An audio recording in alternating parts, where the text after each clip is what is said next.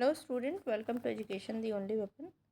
आज की वीडियो में हम क्लास 9th का बिहार बोर्ड का जो बायोलॉजी है उसमें आगे का देखेंगे। पहला चैप्टर जो देख रहे हैं उसके ऑलरेडी 5 वीडियो जो मेरे चैनल पे पड़े वो आप देख सकते हैं।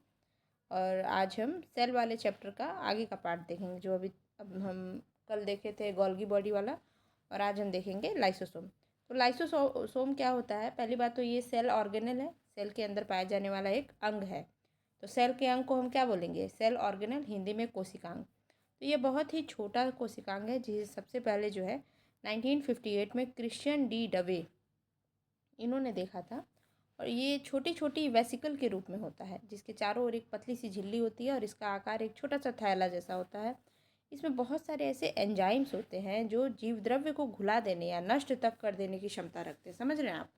यानी जो कोशिका है उसके अंदर जो जीव द्रव्य है जिसके अंदर आपके सारे सेल ऑर्गेनल पाए जाते हैं, तो लाइसोसोम भी उनमें से ही एक सेल ऑर्गेनल है। पर इसके अंदर जो एंजाइम्स है उसमें इतनी ताकत है, इतनी क्षमता है कि वो आसपास का जितना भी उसका सेल में जितना भी साइटोप्लाज्म है यानी कि जीव द्रव्य है उसको पूरा घुला दे सकता है, उसको नष्ट खत्म कर देता है। तो इसका काम क्या है देखते हैं। देखिए, ये सेलुलर मेटाबॉलिज्म में जब व्यवधान होता है उसके कारण कोशिका यदि क्षतिग्रस्त हो जाती है तो लाइसोसोम फट जाता है। मतलब मान लीजिए सेलुलर मेटाबॉलिज्म कहने का मतलब है कि जब सेल का जो अपना काम करते समय या फिर किसी फंक्शन के दौरान अगर कोशिका जो है क्षतिग्रस्त हो जाती है, मतलब टूट फूट हो जाती है उसमें या फिर वो बेकार हो जाती है, तो लाइसोसोम फट जाता है और इसमें मौजूद एंजाइम अपनी ही कोशिका को पचित कर लेता है। मतलब अपनी ही कोशिका को क्या कर देता है? पूरा घुला देता है।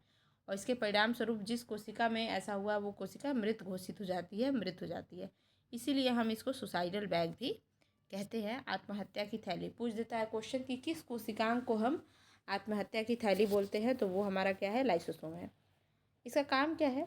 तो कोशिका में प्रवेश करने वाले बड़े कणों या फिर जितने भी बाहरी कण हैं, बाहरी पदार्थ है, उनका ये पाचन करता है, डाइजेशन करता है।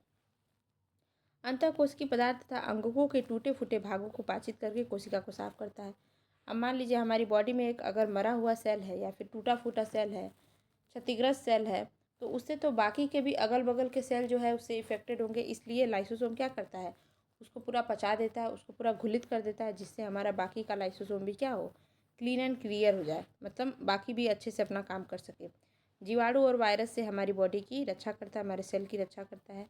जिस कोशिका में रहता है उसी को आवश्यकता अनुसार नष्ट करने का कार्य करता है। वैसा नहीं है कि यहाँ वाला सेल का लाइसोसोम फटेगा तो इसको भी खराब कर देगा, नहीं, ये इसी को खराब करेगा, इसी को ही खराब नहीं करेगा, सॉरी, पचित करेगा, उसको डाइजेस्ट कर लेगा। अब हम बात करते हैं अगले सेल ऑर्गेनल जिसका नाम है mitochondria, one of the very important cell organelle, जिसको हम पावर हाउस भी कहते हैं एनर्जी का। देखिए, माइटोकॉन्ड्रिया जो है सेल में जो कोशिका द्रव्य में पाई जाने वाली बहुत महत्वपूर्ण रचना है। ये कोशिका द्रव्य में क्या होती है? बिखरी होती है और प्रकाश सूक्ष्मदर्शी में ये सूक्ष्म धागे नुमा और छड़ों जैसी दानेदार गोलाकार रचना होती है। इस टाइप की स्ट्रक्चर होती है इसकी। ठीक है, इस तरह से हमारा माइटोकॉन्ड्रिया का स्ट्रक्चर होता है। ये देखिए, ये आप देख सकते हैं माइटोकॉन्ड्रिया का स्ट्रक्चर। यहाँ पे ये माइटोकॉन्ड्रिया है और जब हम इसको इलेक्ट्रॉन सूक्ष्मदर्शी से देखते हैं तो इस तरह से कुछ दिखाई देता है। ये देख रहे हैं आप ऐसे छोटे छोटे स्ट्रक्चर, ये सब इसके क्रिस्टी हैं। ठीक है, और अंदर जो इसमें द्रव्य भरा है इसको मैट्रिक्स बोलते हैं। ये इसकी इनर मेम्ब्रेन है, ये इसकी आउटर मेम्ब्रेन है। तो ये हमारा माइटोकॉन्ड्रिया होता है। अब इसके बारे में हम थोड़ा और डिटेल पढ़ लेते हैं। तो देखिए, माइटोकॉन्ड्रिया जो होता है ये कोशिका द्रव्य में पूरा फैला हुआ होता है। कई माइटोकॉन्ड्रिया होते हैं और ये कुछ गोलाकार स्ट्रक्चर होता है। प्लांट सेल में जो है इसकी संख्या जंतु कोशिका से कम होती है। मतलब मान लीजिए फॉर एग्जांपल अगर एनिमल सेल में एक सेल में माइटोकॉन्ड्रिया 6 है जस्ट सपोज, तो प्लांट सेल में 2 या 3 होंगे। ठीक है, इस तरह से होता है। जंतु कोशिका में यह 10,000 या इससे भी ज़्यादा हो सकती है। इसकी विस्तृत रचना का ज्ञान हम इलेक्ट्रॉन सूक्ष्मदर्शी से ही कर पाते हैं। ओके, प्रत्येक माइटोकॉन्ड्रिया एक बाहरी झिल्ली से और एक आंतरिक झिल्ली से क्या होती है? चारों ओर घिरी होती है। और इस दोनों झिल्ली के बीच में होता क्या है? तो एक तरल युक्त गुहा होती है जिसको हम माइटोकॉन्ड्रियल गुहा बोलते हैं। ठीक है, जैसे सैंडविच होता है ना, ऊपर ब्रेड नीचे ब्रेड, बीच में आपका स्लाइस रहता है, उसी तरह से ये है। माइटोकॉन्ड्रिया की भीतरी झिल्ली से अनेक प्रवर्ध निकले रहते हैं। मतलब देखिए, आउटर झिल्ली, इनर झिल्ली। अब इनर झिल्ली से इस तरह से जो है प्रवर्ध, इस तरह से छोटे छोटे दांत जैसे स्ट्रक्चर निकले रहते हैं, इनको हम बोलते हैं माइटोकांड्रियल गुहा में मैट्रिक्स में क्या होते हैं, लटके रहते हैं, उन्हीं को हम क्रिस्टी बोलते हैं। जो अभी हमने देखा था ना, ऐसे था, उसमें ऐसे ऐसे इस तरह से, उसको हम बोलते हैं क्रिस्टी। तथा जिनमें कोशिकीय श्वसन से संबंध एंजाइम क्या होते हैं, इस क्रिस्ट में क्या होते हैं, इस क्रिस्टी में जो है सेलुलर रेस्पिरेशन को हेल्प करने वाले एंजाइम जो है मौजूद होते हैं। इनमें अपना डीएनए और राइबोसोम भी होता है, जिससे ये अपना प्रोटीन बनाने में भी सक्षम होते हैं। देखिए खास बात, देखिए माइटोकांड्रिया में अपना डीएनए होता है, अपना राइबोसोम होता है, और आपको तो अच्छे से पता है कि राइबोसोम से क्या बनता है, प्रोटीन बनता है। ठीक है, तो ये इंपॉर्टेंट है। इसका काम क्या है भाई, तो इनमें उपस्थित कोशिकीय श्वसन के एंजाइम के चलते भोजन का संपूर्ण ऑक्सीकरण होता है। जो हम खाना खाते हैं वो ऑक्सीडाइज किसकी मदद से होता है, तो वो माइटोकांड्रिया के ही हेल्प से होता है। जो इसकी क्रिस्टी में जो एंजाइम्स होते हैं जिससे सेलुलर रिस्पिरेशन होता है, उसी के माध्यम से हमारे भोजन का संपूर्ण क्या होता है, ऑक्सीकरण होता है। भोजन हमारा ऑक्सीजन से मिलता है, और इसके फलस्वरूप जीव के लिए ढेर सारी अति आवश्यक ऊर्जा मुक्त होती है। और जब हमारा भोजन ऑक्सीजन से मिलता है, ठीक है, तो फिर क्या होता है, एनर्जी एटीपी के फॉर्म में निकलती है, और इसी एटीपी से हमारी पूरी बॉडी को क्या होती है, ऊर्जा मिलती है।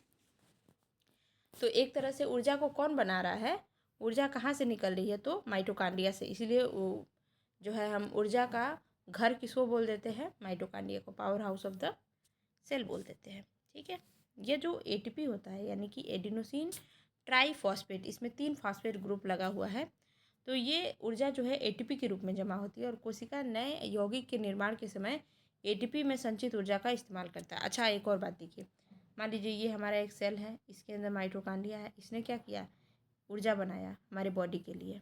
ठीक है, और आपको पता है एक सेल जो है बहुत दिन तक नहीं जीता है। सब हमारे बॉडी के प्रत्येक अंग में अलग अलग प्रकार के सेल होते हैं, और उनकी अलग अलग जो है लाइफ साइकिल होती है।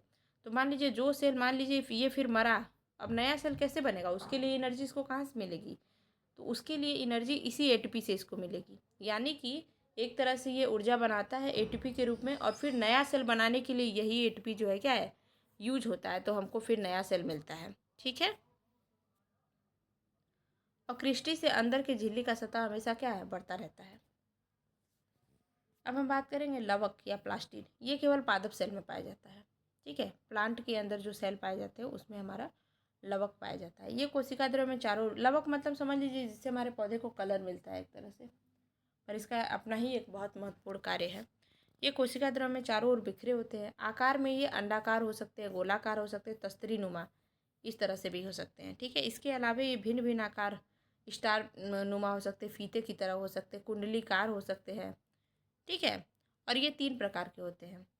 एक है हमारा है अवर्णी लवक, जिसको हम इंग्लिश में ल्यूकोप्लास्ट बोलते हैं। एक है वर्णी लवक, जिसको हम क्रोमोप्लास्ट बोलते हैं, और एक है हमारा हरित लवक, जो हम जानते हैं, जिसको हम क्लोरोप्लास्ट बोलते हैं, जिससे हमारा फोटोसिंथेसिस होता है। पौधों के लिए क्लोरोप्लास्ट बहुत ही महत्वपूर्ण है, जिससे क्या होता है, फोटोसिंथेसिस करके भोजन बनाता है पौधा अपना। ठीक है, उसमें क्लोरोप्लास्ट ही इंपॉर्टेंट होता है, क्योंकि क्लोरोप्लास्ट में क्लोरोफिल के अतिरिक्त विभिन्न पीले नारंगी रंग के वर्णक, वर्णक कह सकते हैं, कलर पाए जाते हैं। अच्छा, ल्यूकोप्लास्ट क्या है, हमने क्लोरोप्लास्ट पर लिया, ल्यूकोप्लास्ट क्या है, ये रंगहीन होते हैं या फिर वाइट होते हैं, और क्रोमोप्लास्ट कैसे होते हैं, रंगीन प्लास्टिड होते हैं। ठीक है,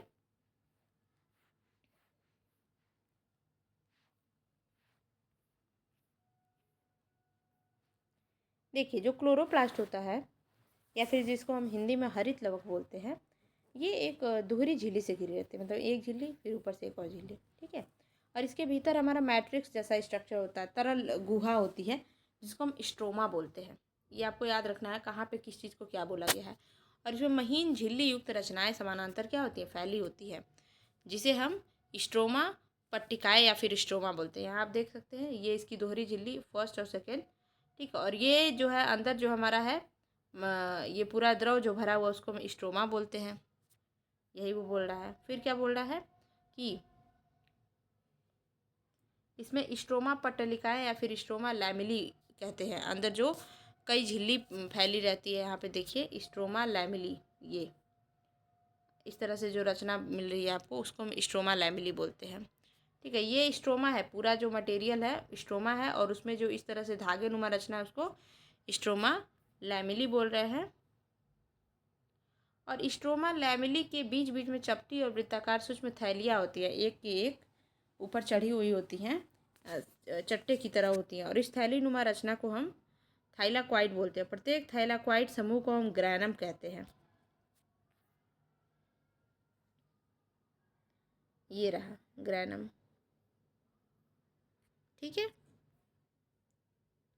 और प्रत्येक जितने भी हमारे क्लोरोप्लास्ट होते हैं उसमें 40 से 60 ग्रैनम होते हैं, और ग्रैना एक दूसरे से स्ट्रोमा पट्टिकाओं द्वारा क्या होते हैं, संयोजित होते हैं। प्रत्येक थाइलाक्वाइड एक हरी महीन झिल्ली का बना होता है, और जिसमें पर्णहरित तथा अन्य पदार्थ जो है मौजूद होते हैं।